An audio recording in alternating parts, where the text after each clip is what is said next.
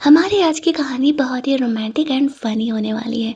प्यार हमेशा अपोजिट तरह के लोगों के बीच ही ज़्यादा स्ट्रांग होता है, यही कहानी हमें आज सिखाएगी। कहानी के स्टार्टिंग में हम लोग इस कहानी के दो फीमेल लीड एनी और जीजी को देखते हैं। दोनों बहनें हैं। जीजी बड़ी है और एनी छोटी। वो अपनी बहन को बहुत ज़्यादा मानती है। वो इतना मानती है कि उसने पहले ही सोच लिया था जिस घर में जीजी शादी करेगी उसी घर में वो भी शादी करेगी। इसी वजह से वो भी वो के छोटे भाई यान से शादी करने के लिए तैयार हो जाती है। यहाँ पर जीजी की शादी हो से हो रही थी और एनी की शादी यान से हो रही थी। आज उन दोनों का एंगेजमेंट का पार्टी था। दोनों के कैरेक्टर बिल्कुल अलग थे। जीजी ने मॉम डैड के गुजरने के बाद पूरी कंपनी संभाली थी, इसी वजह से वो काफ़ी मैच्योर एंड स्ट्रांग है। वहीं एनी छोटी बच्ची की तरह है। जीजी उसे छोटी बच्ची की तरह ही ट्रीट करती है। यहाँ पर उन दोनों के हस्बैंड्स नहीं आते हैं। फिर भी एंगेजमेंट आगे कंटिन्यू होता है। दोनों पार्टी वार्टी करके घर लौटते हैं। यहाँ पर जो ड्राइवर्स थे उन्हें उनके उनके घर छोड़ देते, यानी दोनों एक ही घर में थे, कमरे अलग थे। वहीं पर हुओ और यान भी आते हैं। यहाँ भी वही सेम था। हुओ बड़ा था, वो काफ़ी स्ट्रॉन्ग सीरियस और मैच्योर था। वहीं यान एक आइडल था, काफ़ी फनी एंड क्यूट बिहेवियर का था वो। उन दोनों ने अपनी अपनी वाइफ को सिर्फ काफ़ी साल पहले ही एक एक बार देखा है। दोनों अपने कमरे में जाते हैं। वो सोचता है वो तो काफ़ी मैच्योर होनी चाहिए, तो इतना ये स्वीट परफ्यूम क्यों लगाई हुई है। वो दोनों कमरे में अंधेरे होने की वजह से देख नहीं पाते अपनी अपनी वाइफ को। तभी बाहर मौसम खराब होने की वजह से लाइट भी चली जाती है। एक्चुअल में दोनों लड़कियां गलत कमरे में एंटर कर चुकी थी। हुओ के कमरे में एनी जा चुकी थी और यान के कमरे में जिजी। अंधेरा होने की वजह से वो अपनी वाइफ जीजी को देख नहीं पाता। उसे लगता है जो उसके कमरे में है वही उसकी वाइफ है। एंगेजमेंट नाइट वाली ही रात दोनों यहाँ पर इंटीमेट होते हैं। एनी को तो यही लग रहा था कि ये उसका हस्बैंड है। वहीं दूसरी तरफ यान जब कमरे में जाता है तो वो सोचता है, एक मिनट, ये मुझे मैच्योर सी क्यों लग रही है। मुझे तो क्यूट सी वाइफ मिल रही थी ना। उसने एनी को 10 साल पहले देखा था जब वो छोटी थी। बट शायद उसे लगता है कि उसे अंधेरे में गलतफहमी हो रही है और वो यहाँ पर जीजी के साथ रोमांस करता है और यहाँ से ही उनकी जोड़ियाँ बनती है। कहानी आगे किस तरीके से टर्न आउट होगी, यही पूरी स्टोरी है। कहानी अच्छी लग रही होगी तो यहाँ पर आए हो तो वीडियो को लाइक ज़रूर कर देना। अगली मॉर्निंग जब वो जगता है तो वो देखता है, एक मिनट, वो जीजी के साथ है। वो एनी के साथ है। वो जीजी को कॉल करता है। तब जाकर के इनका कन्फ्यूजन यहाँ पर क्लियर होता है। एक्चुअल में वो दोनों गलत कमरे में एंटर कर चुके थे। अब यहाँ पे दोनों काफ़ी ही ऑकवर्ड थे। वो एनी को ड्रेस्ड अप होने के लिए बोलता है। अब वो ड्रेस्ड अप हो जाती है, उसके स्लीपर्स यहाँ पर नहीं थे तो वो उसे उठा करके बाहर लेकर के जाता है। अब वो लोग जीजी और यान के आने का इंतज़ार कर रहे थे। वो दोनों यहाँ पर आते हैं। जीजी एनी से पूछती है, वो ने तुम्हें परेशान तो नहीं किया, वो ठीक है ना? वो कहती हाँ, वो तो काफ़ी स्ट्रॉन्ग है। जीजी पूछती है, अरे मैं ये नहीं पूछ रही हूँ। वो दोनों यहाँ पर काफ़ी ऑकवर्ड हो जाते हैं। अब जब यहाँ पे ब्राइड्स चेंज हो चुके थे तो अब इससे बात है, पार्टनर को भी तो चेंज करना ही पड़ेगा। तो यहाँ पर अब वो एनी का हस्बैंड होने वाला था और जीजी यान की वाइफ होने वाली थी। कोई इनके पास अब ऑप्शन बचा नहीं था। लेकिन इतनी आसानी से हुओ के डैड ये बात मानने नहीं वाले थे। वो बहुत ही स्ट्रिक्ट रूल के थे। लेकिन अब जब यहाँ पर चीज़ें चेंज हो गई हैं तो पार्टनर्स भी तो चेंज करना ही पड़ेगा। जीजी को भी यही सही लगता है। वो और जीजी दोनों इस रिलेशनशिप में बड़े थे तो वो दोनों यही डिसाइड करते हैं। अभी यान हुओ से कह रहा था, भाई अब तो सच में लगता है कुछ ज़्यादा ही स्ट्रॉन्ग है। आपकी वाइफ तो आपकी इतनी बड़ाई कर रही है। वो जितना ही मैच्योर था उतनी ही बचपना था एनी में। वो बिल्कुल बच्चों की तरह बिहेव करती थी। 2 घंटे बाद वो एनी को उसके घर से रिसीव करने के लिए आता है। बिल्कुल टाइम का पंक्चुअल था, तुरंत ही आ जाता है। कार में बैठ कर के एनी मस्त खाना वाना खा रही थी। उन्होंने रोल बनाया था जो कि जीजी ने मतलब पहले शाइन वाइन किया था। बहुत सारे उसमें रूल्स रेगुलेशन थे जिसमें से एक था कि वो लोग हफ्ते में सिर्फ 2 बार ही रोमांस करेंगे। लेकिन वो एनी को देख के खुद को कंट्रोल नहीं कर पाता है और वो कार में ही उसके साथ इंटीमेट होता है। वहीं दूसरी तरफ हम लोग जीजी को देखते हैं, वो अपनी कंपनी संभाल रही थी और वहाँ पर वो कंपनी की बॉस थी। सारे जानते थे कि वो कितनी स्ट्रिक्ट है, एक भी गलती नहीं होनी चाहिए। उससे मिलने के लिए यान आता है उसके पैर पर दवा लगाने के लिए। जीजी कहती है आधा घंटा टाइम है मेरे पास, चलो कुछ करते हैं। ये कह के वो वहाँ पर यान के साथ रोमांस करती है, लेकिन उनका काम 20 मिनट में ही खत्म हो जाता है। यान कहता है एक्चुअल में तुम इतनी हॉट हो ना कि तुम्हें देख कर के मैं खुद को रोक ही नहीं पाता हूँ। जैसे कहती है चलो अब 10 मिनट का टाइम है, मुझे चेंज वेंज करके अपनी मीटिंग अटेंड करनी है। यान को वहाँ से जाने के लिए कहती है। वो सोचता है मुझे हर बार ऐसे क्यों फील होता है कि इस्तेमाल करके मुझे छोड़ दिया जा रहा है। वहीं दूसरी तरफ एनी सोचती है ये लड़का कितना बदमाश है, इसने कहा था सिर्फ हफ्ते में 2 बार और ये यहाँ पर कार में ही मेरे साथ रोमांस कर रहा है। फिर वो एनी को उठा के कमरे में लेकर के जाता है जहाँ पर कि वो बहुत ही टायर्ड हो गई थी, तो वहीं पर बैठे-बैठे ही सोने लगती है। वो एनी को चेंज-वेंज करके आराम करने के लिए बोलता है, बट वो इतनी टायर्ड थी कि सोफ़े पर ही सोने लगती है। दूसरी तरफ वो अपना काम कर रहा था, कुछ देर बाद उसकी नींद खुलती है तो वो उठ कर के उसके स्टडी रूम में जाती है, वो पास में बैठ के गेम वेम खेल रही थी। वो एनी को केक देता है जो कि उसने उसके लिए खरीदा था। भले ही वो बहुत ही स्ट्रिक्ट था, लेकिन एनी के लिए वो अलग ही बिहेव किया करता था। एनी को लगता है कि वो उसके गाल टच कर रहा है और ये कह रहा है कि वो फैट हो गई है। केक खा के वो गुस्से में कमरे में चली जाती है। वो उसे मनाने के लिए जाता है और कहता है अरे मैं ये नहीं कह रहा था कि तुम मोटी हो गई हो। वो उसे हक करके सो जाता है। अगली सुबह एनी अपनी बहन को कॉल करती है तो यान फोन उठाता है। वो नहा रही थी। अब उन दोनों के बीच अपने अपने पार्टनर्स के बारे में जानने के लिए बातें होती हैं। फिर एनी ड्रेस वेस चेंज करती है। अब उसे अपने बाल बनाने नहीं आते थे, ये काम उसकी सिस्टर किया करती थी, तो वो हो को बोलती है। आता तो हो को भी नहीं था, बट वो इंटरनेट पे वीडियो देख कर के तुरंत ही उसके बाल बना देता है। कहता है हमें पेरेंट्स से मिलने के लिए जाना है। एनी को लेकर के जाता है। वो कहता है मॉम तो नॉर्मल है लेकिन डैड थोड़े स्ट्रिक्ट है। एनी सोचती है कहीं उसके डैड ने उसे नापसंद किया तो। वो को एक प्यारा सा अपना फेवरेट फ्लावर दे देती है, कहती है इससे मैं हमेशा तुम्हारे साथ रहूँगी। उसके पापा यहाँ पर आते हैं, जैसा कि हो ने बताया था वो बहुत ही स्ट्रिक्ट थे। उन्हें जैसे ही ज़्यादा पसंद थी क्योंकि वो मैच्योर थी और कंपनी आगे हेल्प कर सकती थी। उसकी मॉम मैंने से अच्छे से बिहेव करती, उसके डैड हो को कमरे में लेकर के जाते हैं। वो हो से कह रहे थे कि तुमने मुझसे बिना पूछे डिसीजन क्यों ले लिया। वो कहता है क्योंकि मैं एनी के साथ इंटीमेट हो चुका था। ऑब्वियस सी बात है मैं उसे ऐसे नहीं छोड़ सकता था, मेरी रिस्पॉन्सिबिलिटी है। उसके डैड कहते ठीक है मैं उसे 3 महीने दे रहा हूँ, अगर वो 3 महीने में बिल्कुल तुम्हारी मॉम की तरह तुमने उसे ट्रेन कर दिया तो फिर तो ठीक है, अदरवाइज ये रिलेशन यहीं तोड़ना होगा। वो उनका वो कॉन्ट्रैक्ट फाड़ देता है और कहता है नहीं मैं अपनी वाइफ को कोई भी ऐसा काम करने के लिए फोर्स नहीं करूँगा, और अगर आपको ज़्यादा प्रॉब्लम है तो आप अपनी कंपनी के लिए कोई दूसरा सीईओ ढूंढ लेना। ये कह के एनी को वो वहाँ से लेकर के जाता है।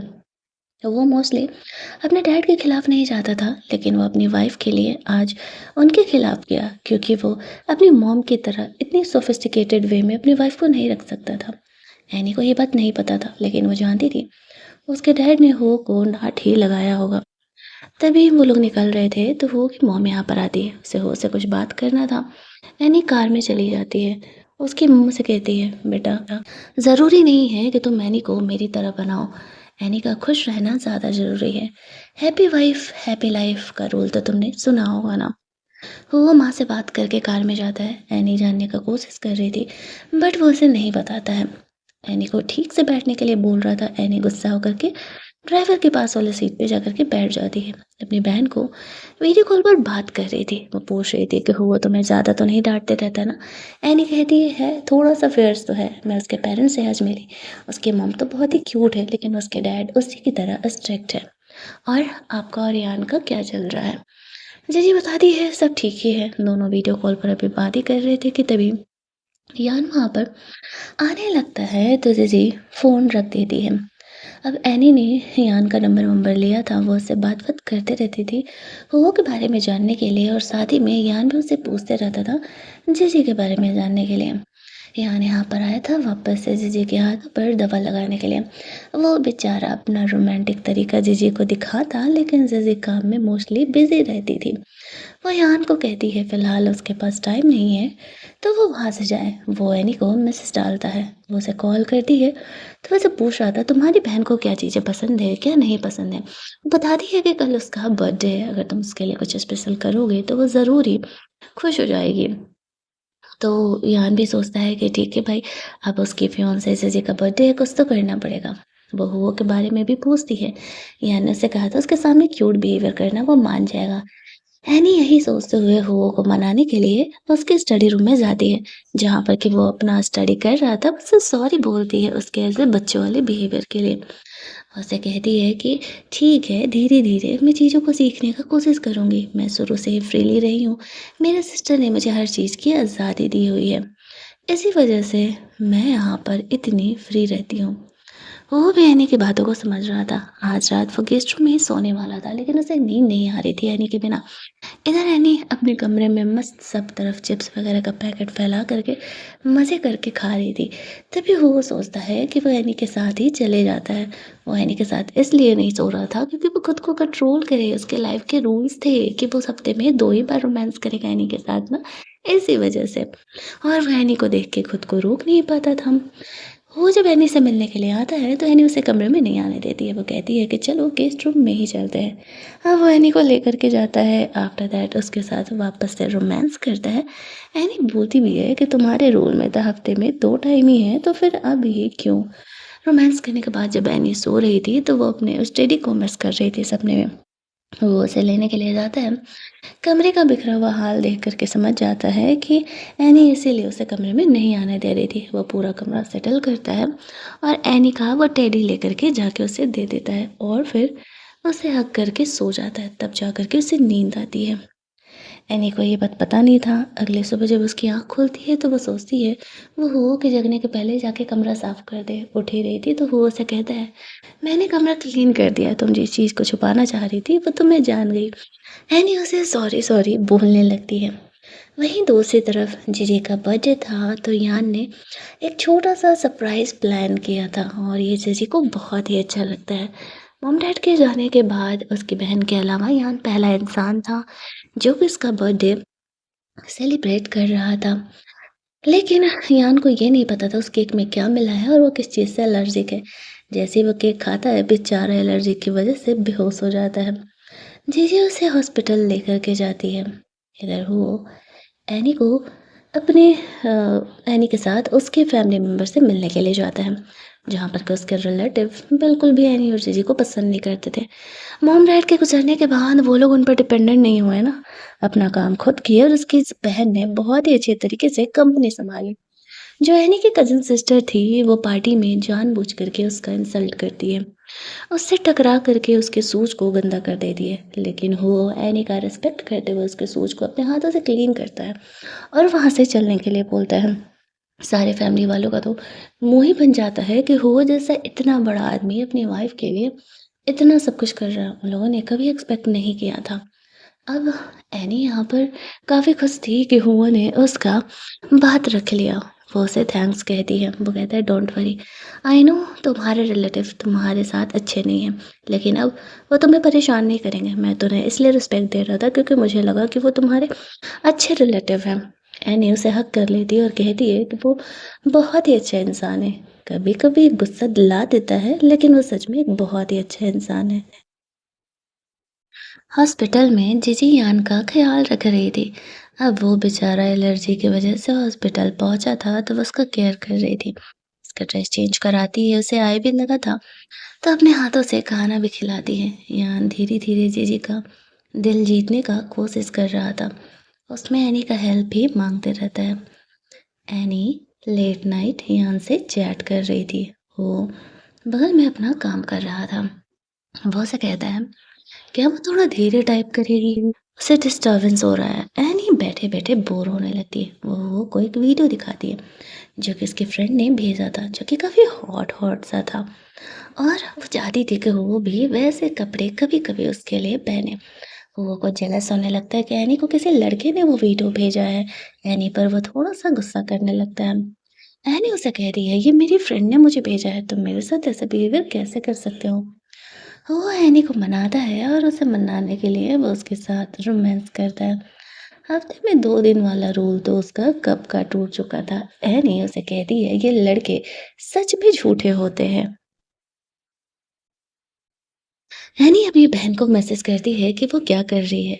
जीजी कहती है वो बस अपना फेवरेट काम कर रही है, यानी कि बॉक्सिंग, और वो भी यान के साथ।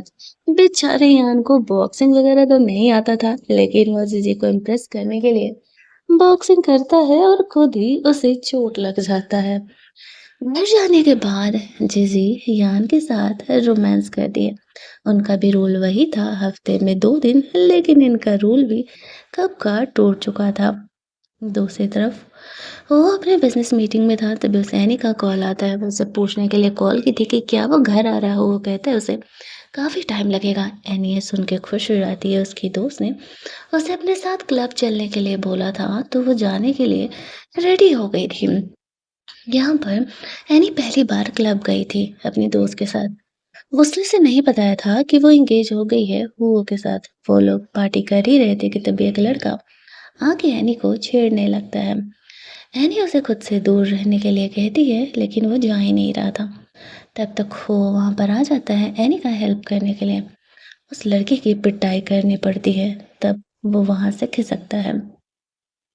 एनी के फ्रेंड को पता चलता है एनी ने शादी कर लिया है।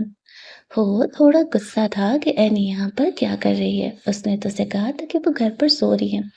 एनी कहती है मेरी फ्रेंड ने मुझे बुलाया था, तुम बिजनेस मीटिंग में थे, इसलिए मैंने तुम्हें डिस्टर्ब नहीं किया बताने के लिए, और मैं पहली बार यहाँ आई थी, मैं थोड़ी एक्साइटेड थी जानने के लिए। अगले दिन से हो ने एनी के लिए टीचर रखा था, जो कि उसे काफ़ी सारी चीज़ें, रूल्स रेगुलेशन, कैसे बिहेव करना है, कैसे खाना है, वो सब कुछ सिखा रही होती है। एनी को ये सब कुछ काफ़ी बोरिंग लगता है। खाने के भी रूल्स होते हैं, लाइक लिटरली अब एक इंसान खाने के भी रूल्स फॉलो करता। वो लंच लेकर के हो कि कंपनी पहुंच जाती है, जहाँ पर कि एक दूसरी लड़की भी हो के लिए लंच लेकर के आई हुई थी। मीटिंग खत्म करते ही वो उस लड़की को छोड़ करके एनी के पास चले जाता है और पूछने लगता है कि वो यहाँ क्या कर रही है। एनी कहती है मैं तुम्हारे लिए लंच लेकर के आई हूँ। और जनरल मैनेजर यानी उस लड़की से पूछता है उसे पर्सनली डॉक्यूमेंट्स के लिए यहाँ आने की ज़रूरत नहीं है, वो डॉक्यूमेंट्स उसे डिलीवर करवा दिया करेगा। ये कह के वो उसे वहाँ से जाने के लिए बोलता है। एनी को अपने कमरे में लेकर के जाता है। वो दोनों साथ में लंच करते हैं। वो अपनी मीटिंग वीटिंग फिर अटेंड करने के लिए चले जाता है। जब वो वापस आता है तो एनी सो रही थी। एनी की टीचर उसे कॉल करके बता रही थी एनी को बहुत कुछ सीखने की ज़रूरत है। वो एनी को ज़्यादा प्रेशराइज़ नहीं करना चाह रहा था, क्योंकि वो भी एक इंसान है। और ऊपर से उसे ये भी नहीं पता था कि एनी के छोटे क्यूट बिहेवियर की वजह से उसे एनी से प्यार हो चुका है। वो लोग काम खत्म करके वहाँ से लौटते हैं। एनी पर्सनली हुओ के साथ काफ़ी क्यूट बिहेवियर किया करती थी और वो कार में उसे हक करके सो जाती है। अब बारी थी जेजी और यान के उनके पेरेंट को मिलने का। तो यहाँ पर उसके फादर तो चाहते थे कि जीजी की शादी हो से हो, लेकिन चीज़ें तो यहाँ पर बदली हुई थी। वो यान से हमेशा ही गुस्सा रहते थे, क्योंकि वो ऐसे एक्टर बनना चाहता था। वो उनकी कंपनी में नहीं हेल्प करता था, नहीं संभालना चाहता था। आज भी वो उन्हें डांट रहे थे और ये देख कर के जीजी को बिल्कुल अच्छा नहीं लगता है। उसकी मॉम जीजी के साथ अच्छे से बिहेवियर करती है। जीजी यहाँ पर यान का सपोर्ट करते हुए उसके डैड से कहती है अगर आपको इससे इतना ही प्रॉब्लम है तो ये दोबारा घर नहीं आएगा। ये आपका बेटा है, कोई रोबोट नहीं है जो आप इसको इंस्ट्रक्शन दे करके अपने हिसाब से चलाने का कोशिश करेंगे। ये कह के वो यान के साथ वहां से बाहर निकल जाती है, जिससे कि यान थोड़ा इम्प्रेस हो जाता है। दोनों बहनें आपस में मिलती हैं, अपनी बातें एक दूसरे से शेयर कर रही थी। तभी जीजी को फोन आता है यान का। एक छोटा सा एक्सीडेंट हो गया और वो हॉस्पिटल में है। वो रेसिंग कर रहा था टाइम पास के लिए। वो यान के साथ हॉस्पिटल में था। यान बताता है कि मैं जीजी को लेकर के मॉम डैड से मिलने के लिए गया था। तब तक वहाँ पर जीजी और रैनी भी आ जाते हैं। जीजी के आने की वजह से यान यहाँ पर ऐसे दिखा रहा था कि उसे ज़्यादा ही चोट लगा हुआ है, और ताकि जीजी उसका केयर करे। वहीं दूसरी तरफ वो दोनों अगले दिन हॉस्पिटल से घर लौट रहे थे। अब यान जीजी को कुछ गिफ्ट करना चाह रहा था। वो उसकी सोशल मीडिया चेक करता है, एनी से भी पूछता है। तब जाकर के उसे एक काफ़ी प्यारा सा आइडिया आता है उसे गिफ्ट देने का। वहीं दूसरी तरफ एनी हुओ के नहीं होने पे लेट नाइट स्नैक्स खा रही थी कमरे में, तभी हुओ वहाँ पर आ जाता है। वो एनी को कहता है ये लेट नाइट स्नैक्स उसके पेट के लिए ठीक नहीं है। वो उसके लिए कुछ कुक कर दे रहा है और फिर वो एनी के लिए लेट नाइट स्नैक्स बनाने के लिए चले जाता है। जहाँ पर कि एनी ने कभी एक्सपेक्ट नहीं किया था कि वो उसके लिए सच में लेट नाइट स्नैक्स बनाएगा। धीरे-धीरे वो एनी की तरह उसके बिहेवियर की वजह से ढलते जा रहा था। वो दोनों एक-दूसरे को यहाँ पर किस करते हैं। एनी को भी नहीं पता था कि वो धीरे-धीरे हुओ को अपने जैसे बना रही है। वहीं दूसरी तरफ जीजी को गिफ्ट देने के लिए यान ने एक डॉग लाया था जो कि बहुत ही बदमाशी कर रहा था, इधर-उधर भाग रहा था। जैसे-तैसे करके यान उसे पकड़ता है। वो जीजी को ये गिफ्ट देना चाह रहा था। जीजी वहाँ पर आती है, उस पर गुस्सा करने लगती है कि तुम्हारे हाथ में चोट लगा है तो फिर तुम इधर-उधर क्यों दौड़ रहे हो? तुम्हें वापस से चोट लग जाएगा। यान उसे कहता है मैंने तुम्हारा सोशल मीडिया चेक किया था जब तुम 6 साल की थी, तब तुम्हारी मॉम ने तुम्हें पहली बार एक डॉग गिफ्ट किया था और तुम बहुत ही खुश हुई थी। इसके बाद वो डॉग इस दुनिया में नहीं रहा और तुम बहुत ही अकेला महसूस करती थी। इसी वजह से मैं तुम्हें एक डॉग वापस से गिफ्ट करना चाह रहा था। मैं तुम्हारा होने वाला हस्बैंड हूँ ना। जीजे यहाँ पर उसके इमोशंस को समझती है और उसे डाँटने के लिए सॉरी बोलती है। वो कहती है मुझे तुम्हारी फ़िक्र थी कि कहीं तुम्हें वापस से चोट ना लग जाए। यान भी जीजे के केयर को समझता है और उसे माफ़ कर देता है। वो वापस से यान के हाथ पे लगी चोट को दवा वगैरह लगा रही थी। यहीं दूसरी तरफ यान एनी को मैसेज करता है कि उसका वो आइडिया काम कर गया। जीजी को उसका वो गिफ्ट काफ़ी पसंद आया, लेकिन वो उसे मैसेज का रिप्लाई ही नहीं करने देता है। वो अब ज़्यादा से ज़्यादा समय एनी के साथ बिता रहा था, 2 डेज़ इन अ वीक के रूल को तोड़ करके। इसके बाद एनी को रूल रेगुलेशंस के हिसाब से सब कुछ करने के लिए धीरे-धीरे बोला जाता है। एनी भी हुगो की प्रॉब्लम्स को समझ रही थी। वो घर पर बोर हो रही थी तो वो हुगो की मॉम से मिलने के लिए चली जाती है और उन्हें अपने साथ एक पार्टी में चलने के लिए बोलती है। हुगो की मॉम नहीं जाना चाह रही थी क्योंकि ऑब्वियस सी बात है उन्हें जो रूल रेगुलेशन सिखाया गया था उस वजह से। लेकिन एनी कहती है आप भी तो घर पर बोर होते रहती है, चलिए साथ में हम लोग पार्टी करते हैं। मैं भी बोर ही हो रही हूँ, वो तो बिज़नेस मीटिंग के लिए गया हुआ है। उसकी मॉम तब बात मान जाती है, दोनों सास-बहू पार्टी करने के लिए चले जाते हैं। हुगो के डैड घर आते हैं, पहली बार उन्हें पता चलता है कि उनकी वाइफ़ घर पर नहीं है। वो पार्टी करने के लिए एनी के साथ गई है, वो फ़ॉलो करते हैं तो देखते हैं कि उसकी वाइफ़ खुश है एनी के साथ, लेकिन उन्हें गुस्सा आता है कि ऐसी-ऐसी जगहों पर वो उसकी वाइफ़ को क्यों लेके जा रही है, वो उसे भी बिगाड़ देगी। तभी वहाँ पर वो लोग देखते हैं कि हुगो के डैड की कार है यहाँ पर। एनी के हुगो की मॉम कहती है शायद वो मुझे लेने के लिए आए होंगे। वो दोनों यहाँ पर एक बहुत ही कैजुअल रिलेशनशिप में थे। मतलब प्यार-मोहब्बत का तो पता नहीं, बस हाँ, रिश्ता है तो चल रहा है। तभी वहाँ पर वो भी एनी को लेने के लिए आ जाता है। वो के साथ एनी वहाँ से चली जाती है और उसके डैड यहाँ पर अपनी वाइफ़ को लेकर के जाते हैं। धीरे-धीरे वो 3 महीने बीत रहे थे। वो को अपने डैड का वो रूल वाला बात याद आता है। एनी यान के लिए कुछ किडनी सप्लीमेंट्स बाय करके लेके आती है। वो कहती है अब मैं यान को दूँगी तो अच्छा नहीं लगेगा ना। वो को लगता है शायद जीजी ने ये बातें एनी को बताई होंगी। वो कहता है अच्छा ठीक है, मैं कल यान को ये दवाएँ दे कर के आ जाऊँगा, डोंट वरी। लेकिन जब वो यान को दवा देने के लिए जाता है तो यान कहता है भाई मैं बिल्कुल हेल्दी हूँ। एक्चुअल में मेरी वाइफ़ इतनी ज़्यादा हॉट है ना कि मैं उसे देख कर के खुद को कंट्रोल ही नहीं कर पाता हूँ। ऐसा नहीं है कि मेरा स्टैमिना ठीक नहीं है। बेचारा हो भी तो उसकी फीलिंग को समझ रहा था। उसके साथ भी तो एनी से रिलेटेड यही चीज़ें हो रही थी। सिचुएशन यहाँ पर काफ़ी ऑकवर्ड हो जाता है। यान चुपचाप उन दवाओं को लेकर के अंदर घर में चले जाता है। वो सोचता है उसे कुछ तो करना पड़ेगा जीजी को इस मामले में थोड़ा ज़्यादा इम्प्रेस करने के लिए। वो इस चीज़ को लेकर के सोचने लगता है, रिसर्च करने लगता है और उसे काफ़ी कुछ आइडियाज़ भी मिलते हैं। वहीं दूसरी तरफ वो जीजी से अपना प्यार जताना नहीं बोलता है। जीजी काफ़ी कुछ सँभाल रही थी इन चीज़ों को। कंपनी सँभालना कोई आसान नहीं था उसके लिए, लेकिन एटलीस्ट अब उसके लाइफ़ में यान था। अगले दिन एनी अपनी दोस्त के साथ एक कंपनी में इंटरव्यू देने के लिए जाती है। वो घर पर बोर होती रहती थी, इसी वजह से वहाँ पर हुगो आता है। अब हुगो को देख कर के सारे उसकी काफ़ी पढ़ाई करने लगते हैं क्योंकि वो बहुत ही ज़्यादा टैलेंटेड था और उतना ही हैंडसम भी था। एनी ने अपने इस रिश्ते के बारे में किसी को नहीं बताया था। इंटरव्यू लेने के लिए एक बूढ़ा-सा इंसान आता है और एनी और उसकी दोस्त से बदतमीज़ी से बात करने लगता है। वो अपने पोजीशन का फ़ायदा उठा रहा था। तभी वहाँ पर वो एनी के सपोर्ट में आ जाता है। उस इंसान को डाँट लगाता है कि तुम इस कंपनी का पोजीशन पर काम कर रहे हो इसका ये मतलब नहीं है कि तुम उसकी वज़ह से किसी का फ़ायदा उठाओगे। उसे उसके जॉब से निकाल दिया जाता है। अब सब पूछने लगते हैं वो और एनी का क्या रिलेशन है। एनी नहीं बताती है क्योंकि ये चीज़ें थोड़ी अजीब हो जाती हैं यहाँ पर किसी को पता नहीं है और ऊपर से वो इतना डिग्निफाइड है। इसी वज़ह से वो कह देती है कि ये मेरी सिस्टर को जानता है, इसी वज़ह से ये मेरा हेल्प करने के लिए आ गया था। अब वो को लगता है एनी ने तो उसे नहीं बताया कि उनकी शादी हो गई है। घर जाने पर वो थोड़ा-सा गुस्सा था, ये बात वो एनी से पूछता है कि तुमने क्यों नहीं बताया कि हम दोनों हस्बैंड वाइफ हैं? इस बात पर एनी उसे कहती है क्योंकि मुझे लगा कि यही सही होगा।